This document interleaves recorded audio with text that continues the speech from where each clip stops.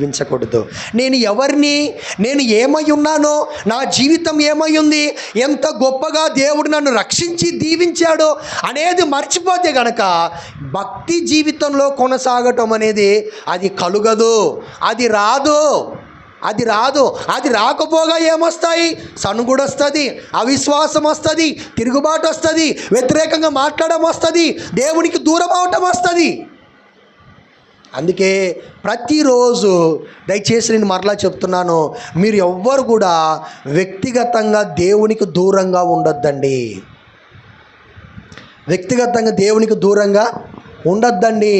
ఇక్కడ నేను 1 గంట మాత్రమే నేను మీకు వాక్యం చెప్తాను, ఎందుకంటే మనకున్న సమయాన్ని బట్టి. కానీ వ్యక్తిగతంగా నువ్వు దేవునికి దగ్గరగా ఉంటే ఇక్కడ మాట్లాడిన దానికి అదనంగా దేవుడు ఎక్కువగా మాట్లాడతాడు నీతో. హల్లెలూయా. దేవుడు ఎక్కువగా నీతో